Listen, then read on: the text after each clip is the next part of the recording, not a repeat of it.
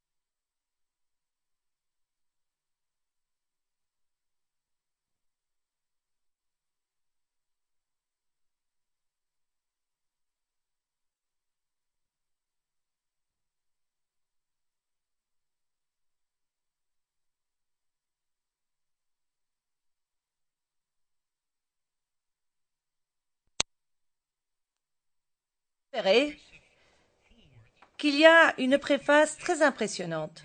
La préface est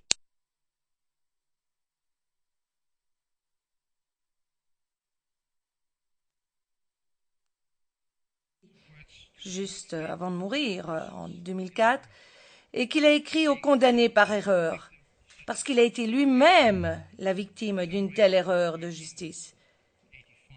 Et puis fut blanchi en 1985 après 2 décennies de prison.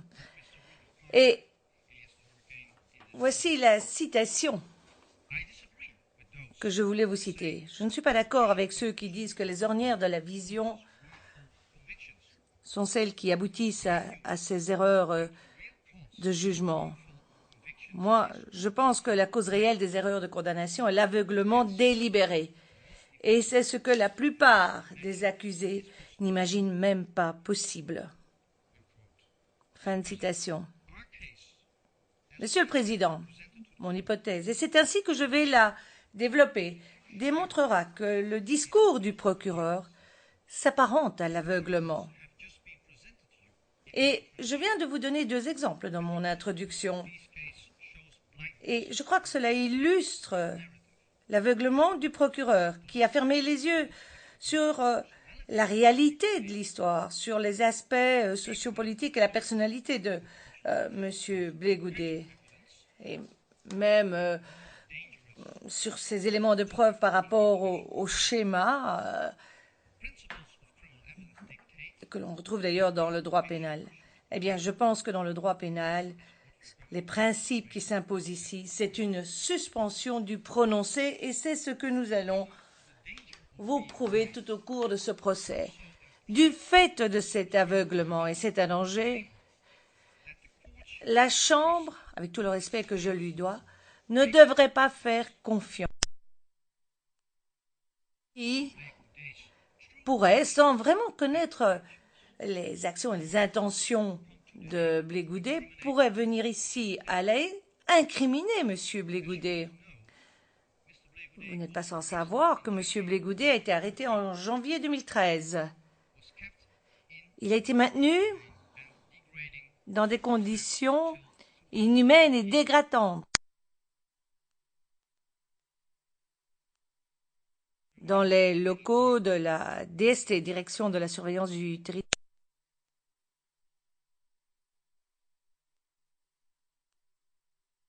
Lors de sa première comparution, M. Blé Goudet a informé la Chambre sur ces mauvais traitements, confirmé d'ailleurs par l'un des témoins du procureur, le témoin 454, qui confirme qu'il a été torturé à la DST. Or, c'est là qu'il a été emprisonné pendant presque 14 mois. Alors, en quoi est-ce important? Et je vais vous montrer une des photos qui a été faite de Blé Goudet par quelqu'un d'autre alors qu'il était à la DST. Vous verrez comment il était traité. Vous verrez comment on l'a battu. Alors, en quoi est-ce important? Ce n'est pas pour susciter plein d'émotions ici dans cette chambre et ce prétoire. C'est parce que les éléments de preuve qui sont présentés par les autorités ivoiriennes et les témoins du procureur doivent être traités avec la plus grande prudence. C'est le message que je veux donner à la Chambre. Quand on voit comment M. Blé Goudet était traité en 2013, avant de comparaître ici pour la première fois à la Chambre, et comment il a été traité par ses propres autorités, à savoir les forces de police. À ce moment-là, on peut commencer à se méfier de tous les éléments de preuve qui sont présentés par les autorités ivoiriennes. Je vais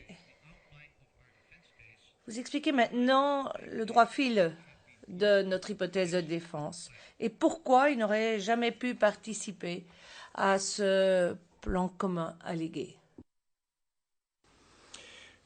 During our case, Mr. President, we will show Nous vous montrerons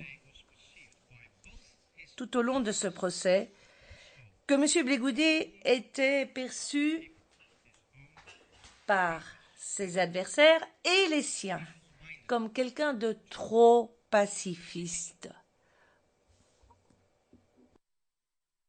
Mr. President, to the eve of Je voudrais vous ramener à la veille de 2009,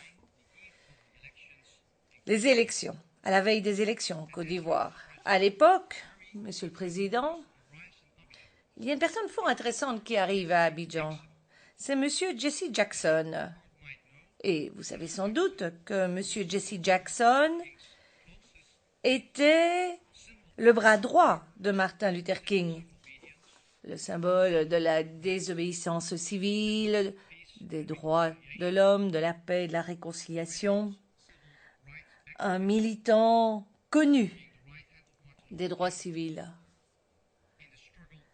et luttant avec Martin Luther King contre l'apartheid aux États-Unis.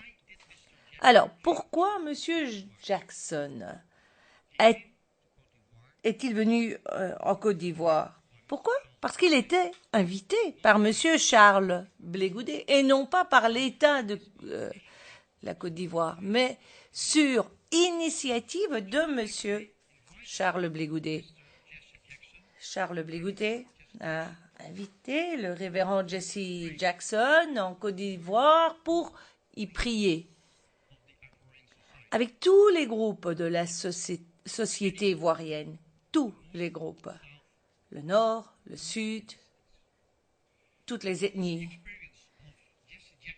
pour pouvoir bénéficier de cette expérience de Jesse Jackson, pour arriver à la réconciliation à la veille des élections en 2009.